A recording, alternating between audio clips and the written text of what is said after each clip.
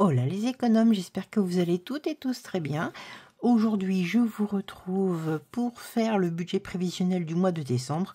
Il est grand temps, j'ai fait plein de choses cette semaine, la semaine dernière, donc c'est vrai que je n'ai pas eu le temps de vraiment me consacrer à ça. Je m'y suis penchée dans la semaine pour voir un peu comment j'allais établir mon budget prévisionnel. Je pense que normalement il tient bien la route. Donc aujourd'hui, nous sommes le vendredi 29 décembre et tout en calme et en sérénité, comme d'habitude, nous allons regarder comment nous allons positionner nos petits sous pour ce qui va être de dépenses classiques, de dépenses exceptionnelles, enfin vous connaissez un petit peu le truc. Avant toute chose, une petite note de présentation pour les personnes qui viennent d'arriver sur ma chaîne. Merci à vous de nous rejoindre dans cette jolie communauté. Je m'appelle Agnès, j'ai 59 ans, je suis mariée. Monsieur et moi sommes retraités. Moi, je suis retraitée de la fonction publique. Et donc, c'est pour ça que j'ai pu partir un tout petit peu plus tôt. Donc, je suis ravie d'être partie plus tôt. En termes de budget, donc nous mangeons tous nos repas à la maison, matin, midi et soir. Donc pour les courses, pour vous situer un petit peu. Nous sommes propriétaires de notre logement qui se situe en région parisienne. Nous sommes propriétaires également de nos véhicules. Donc ni pour les logements ni pour nos véhicules, nous n'avons de crédit. Voilà, on a suffisamment travaillé dans notre vie pour pouvoir avoir l'opportunité, c'est une chance, hein, ça c'est clair, de ne plus avoir ces charges-là lors de notre... voilà, comme on a une baisse de salaire, de revenus, pardon, lorsque nous devenons retraités, on avait réfléchi justement, puisqu'on en avait la capacité, à éviter d'avoir des crédits, des dettes en toutes sortes. Voilà, ça nous semblait judicieux. Encore une fois, c'est parce que nous le pouvions. Donc sur la constitution familiale, bien évidemment nos enfants sont grands. Nous avons chacun, puisque c'est un remariage, chacun des petits-enfants. Quoi dire de particulier? Je réfléchis. Donc sur le budget, ce que vous n'allez pas voir, c'est la partie concernant monsieur, puisque nous avons tous les deux réparti les charges de façon équitable, on l'espère en tout cas. Donc sur le budget que je vous présente, ça n'est que les revenus qui me concernent, avec une participation financière de monsieur pour pouvoir pallier aux charges hebdomadaires et mensuelles. Monsieur prend en charge tout ce qui est énergie, donc électricité, gaz, l'essence des véhicules, c'est lui, et l'entretien des véhicules, c'est lui également. On a une location de garage puisque nous sommes en région parisienne et que on a juste une place de parking avec l'appartement, donc c'est un petit peu compliqué. Donc on a 2 garages que monsieur prend en charge, que je ne dise pas bêtises parce qu'il ne faut pas que j'oublie des choses. Voilà, ça et ça. Ça vous parle pas, mais moi ça me parle. La mutuelle santé de monsieur, c'est lui qui la paye en contrepartie. Moi, je paye d'autres charges, donc vous allez voir. Et puis, il me semble que c'est déjà pas mal. Oui, il me semble en tout cas. Ah oui, et je voulais juste vous dire encore une dernière chose. C'est que chaque constitution familiale est différente. Chaque budget est différent. Chaque entrée d'argent est différente. On ne se compare ni les uns ni les autres. L'objectif dans la méthode des enveloppes base 0, c'est uniquement ne pas se retrouver dans le rouge et faire en sorte que chaque rentrée d'argent qui arrive dans le budget soit savamment répartie ou dans des épargnes quand c'est possible. Moi j'essaye, si possible, de faire des épargnes en début de mois, et avec les défis que je mets au fur et à mesure de chaque semaine, je les répartis ensuite dans des épargnes, ou bien les épargnes, si on peut les faire en fin de mois parce qu'on ne peut pas faire autrement, c'est déjà bien. En tout cas, ne pas être en rouge, ne pas avoir d'agio à la banque, ça c'est indispensable puisque la banque va forcément gagner de l'argent avec les sous que vous lui devez. Ça Donc, moins on a ça, mieux on se porte. Oui, je ne vous ai pas dit, sinon, en termes de compte bancaire, nous avons un compte commun que nous alimentons tous les deux, monsieur et moi. Nous avons chacun notre compte personnel, un livret A, un PEL. Alors, compte commun, vous ne voyez pas ce qui s'y passe puisque c'est compte commun. Les livrets, ils sont alimentés par monsieur, madame, donc vous ne les voyez pas. Je vous en parle de temps en temps, mais vous ne voyez pas le résultat. Et j'ai un PEL que j'ai qui est bloqué, voilà, qui est au maximum parce que je l'avais fait il y a longtemps et pour le moment je le laisse comme ça, je n'en ai pas utilité, donc je le laisse en place. Voilà, c'est toujours ça de gagner le jour où j'aurai des travaux à faire, peut-être comme j'habite en appartement, si un jour il y a une grosse charge de copro, ravalement de façade ou j'en sais rien, j'aurai déjà ces petits sous là de côté, donc c'est une sécurité supplémentaire. Et voilà, en plus j'ai un compte Boursobank, d'ailleurs j'ai toujours mon lien d'affiliation, code parrainage si vous souhaitez avoir votre code Boursobank. Et ça c'est c'est une banque en ligne, c'est 0 frais si vous utilisez votre carte bleue, enfin la carte de la banque une fois par mois, même sur un tout petit montant, et ça vous évite d'avoir des frais de gestion de compte. Voilà, bah écoutez, j'ai déjà dit pas mal de choses, on va aller dans le vif du sujet et nous allons regarder clairement ce qu'il va se passer pour le mois. Hop, je prends mes petits anti-sèches déjà. Hop, et ça, on va le mettre là. Vous connaissez tout ça, hein, ces petites choses qui donnent, qui détendent. Alors. Voici pour le mois de décembre. Je pense que vous êtes bien cadré, me semble-t-il. Oui. On vérifie toujours ce qui va se passer pour le mois à venir. Donc moi, mon mois de décembre est en 4 semaines. Hein, donc mes semaines sont toujours du lundi au dimanche. Hein, peu importe le moment où tombe le salaire ou bien les pensions de retraite. Nous, c'est comme ça qu'on gère le budget et c'est pour moi plus simple. Chacun fait comme il veut, bien entendu. Voilà, quand il y a une 5e semaine, je la provisionne comme ça. Quand elle arrive, j'ai déjà l'argent dans mon petit mot terme de côté. Donc bah voilà, globalement pour le moment c'est une vision très très large. La seule contrainte que j'ai, c'est un rendez-vous médical au mois de décembre. Évidemment, il y a Noël, donc l'anniversaire de ma petite fille, et puis on insère aussi le 31 décembre, mais on va voir comment on va gérer ça au niveau des courses. Hein. Voilà, donc ça c'est le plus important. Voilà, et nous allons, donc je prends mes petites feuilles, mes petites anti-sèches pour ne pas vous dire de bêtises. Nous allons commencer tout de suite. Alors, pension. Ouais, je suis un peu de biais. Je vais essayer de me mettre droite pour que vous puissiez lire correctement. Hop. C'est pas mal ça. Qu'est-ce que vous en pensez? Si je m'avance un peu comme ça. Oui, vous voyez tout. C'est trop bien. Alors la pension, je suis à 1915 €. Divers. Alors là, c'est la participation que monsieur fait pour le foyer. C'est 320 €.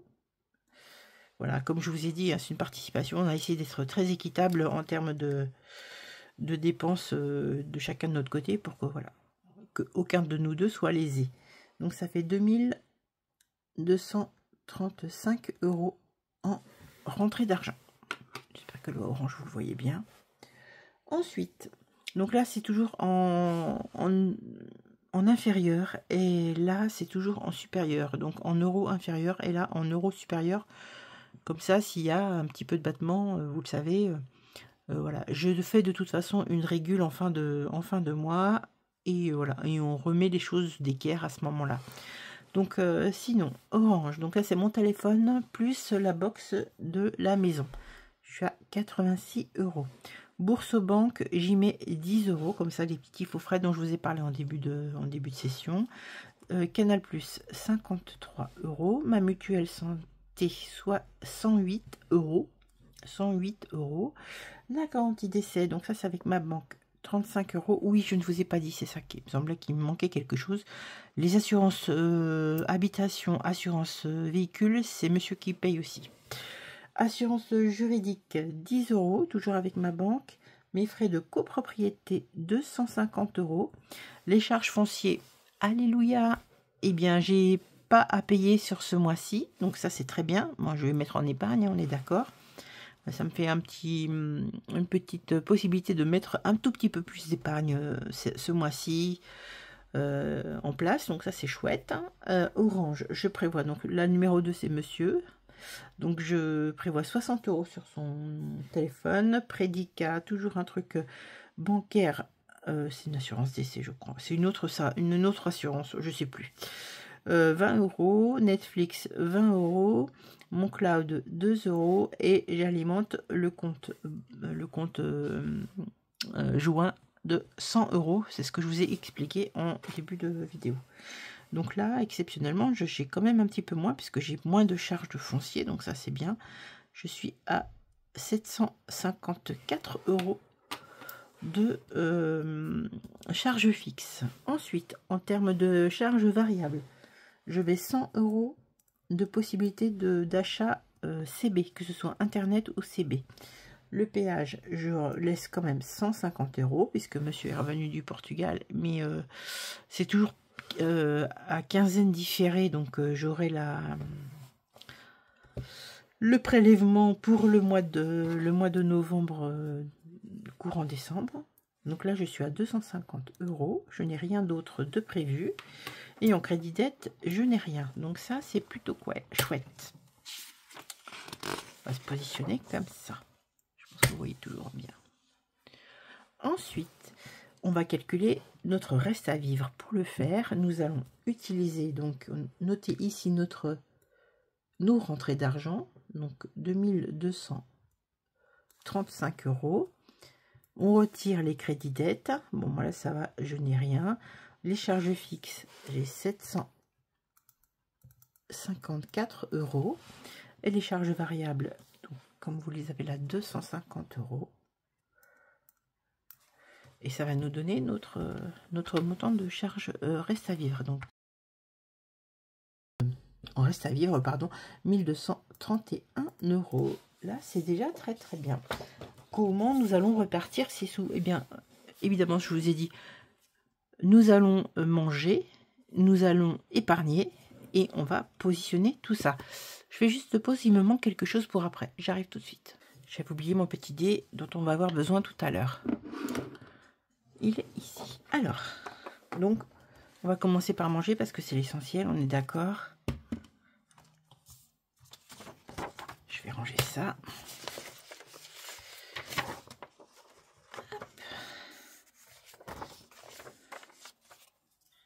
Et voilà. Donc, j'ai déjà mes petites... j'avais déjà fait au brouillon, hein, on est d'accord. Donc, par semaine, nous mettons... Chaque semaine, normalement, nous mettons 90 € pour les courses. Alors, les courses, c'est manger, bien évidemment, mais ça va être, je sais pas, le produit pour le lave-vaisselle, ça peut être, je sais pas moi, le truc pour nettoyer la maison, l'hygiène. Nous, tout est englobé dans les courses, hein. Ça peut être la bouteille de vin si on en a envie, voilà. Donc, forcément, ça peut aller vite quelquefois et d'autres fois on peut faire des économies, mais c'est très variable. Et j'ai décidé donc de mettre pour la 4e semaine 120 €, donc augmenter de 30 € cette enveloppe puisqu'il est à Noël. Et comme en général on va faire les courses là, ça va être aussi un petit peu pour Nouvel An, c'est ce que je vous ai expliqué tout à l'heure. Voilà, on va bénéficier peut-être de quelques petites promotions et étaler un peu sur pour le repas de fête entre guillemets, voilà. Donc ici, nous avons déjà 390 € pour les courses. Ensuite, le au cas où, je mets 20, 10, 20 et 10, ça fait 60 €. Tac. Pour perso, c'est que pour moi. 10, 20, 10, 20, ça fait 60 € également. Pour les loisirs, je mets toujours 10 €. 40. Le resto, je mets 30 la première quinzaine et 30 la deuxième quinzaine. Ça fait 60. Ça, c'est ma part, on est d'accord. Hein. Beauté, je vais mettre 30 € parce que j'ai encore des sous dans mon enveloppe beauté. Donc, c'est pas la peine que je charge le mulet, comme on dit.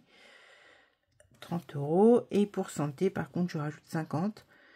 Voilà, parce que ça fait à la fois la pharmacie, mais également mes consultations, puisque mon médecin est hors convention et c'est 50 € de ma poche. En réalité, je suis remboursée avec ma sécu et ma mutuelle 0,73 centimes.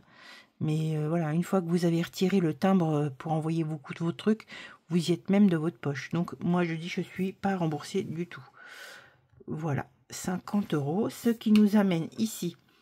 Donc là, je fais le total, ça me permet de savoir si je ne veux ressortir de ma semaine à la banque que ce dont j'ai besoin. Je le note ici, ça me permet vraiment de bien faire mon truc. Et puis même quand je prépare mes enveloppes pour la semaine, je sais déjà combien j'ai besoin. Donc là, je vous fais grâce du calcul, je l'ai déjà fait.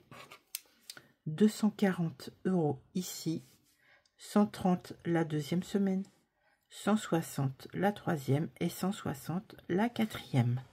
Et nous avons un total global ici de 690 € pour le mois. 690 que j'écris ici. Donc, nous avions cette somme-là, vous êtes d'accord avec moi. Mon reste à vivre, moins les 690 € dont je viens de faire le calcul. Il me reste, c'est un bonheur, 541 € d'épargne à faire. Puisque je vous ai dit, exceptionnellement, les fonciers, je n'en avais pas ce mois-ci. Donc, ce que je vais faire, donc là on a dit 690. Et là, sur les 541, d'emblée, je mets 100 € de défi cash que je vais répartir. On va lancer le dé tout à l'heure. Pardon. Pour voir, ça va aller dans l'enveloppe mystère. Et si j'ai plus que... si j'ai moins que 100 € dans l'enveloppe mystère, je répartirai dans d'autres défis que je vide. Veuillez m'excuser. Que je vide à l'année. Donc là, le reste va se faire tout doucement. Hop, ma deuxième anti-sèche. Alors la 5e semaine, je ne déroge pas, je mets 40 € chaque mois. On va faire comme ça. Moins 40 €. Amazon, j'ai bien eux, c'est la meilleure celle-là. Amazon, je mets 10 € puisque je suis prélevée une seule fois par an pour mon abonnement. Cookidoo, c'est un abonnement mensuel, j'y mets 10 €. J'aurais peut-être pas dû faire comme ça parce que je suis sûre que j'ai déjà oublié des choses. Microsoft, je mets 10 €. Mes frais bancaires, je mets 20 € dans les frais bancaires. Et dans ma papeterie, je mets 10 €. Et donc normalement, nous avons ici 60, ici 40, ce qui donne 100 €. Ensuite, j'ai les décos de Noël. Décos de Noël, je vais mettre 20 €. Et pour solde, je vais mettre 10 €. Ça nous amène à 30. Je crois que je vais vérifier quand même. Et en amoureux, donc monsieur met 20 €, je mets 20 €. Et ça nous fait 40 € pour les deux.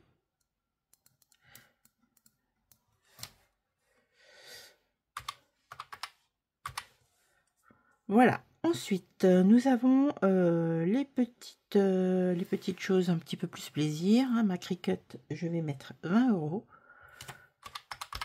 Et mes Salomé, mes petites chaussures répéto que je souhaite avoir depuis longtemps, je mets 10 €.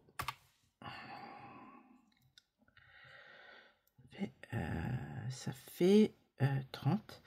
Ça fait 361 €. J'ai dû oublier quelque chose. Oui, j'ai oublié quelque chose. On va recalculer parce que je sais que j'ai déjà oublié quelque chose. Alors, on va faire ça. 1231 moins 690. On va retirer les 100 € de défi. Donc, 441, c'est ça. Ensuite, tout ça, ce sont des provisions. Donc, on a 100 € de provision. Moins 100.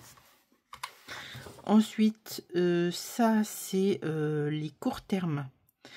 On a 70 € de court terme. Moins 70. Moyen terme, on a 30. Moins 30.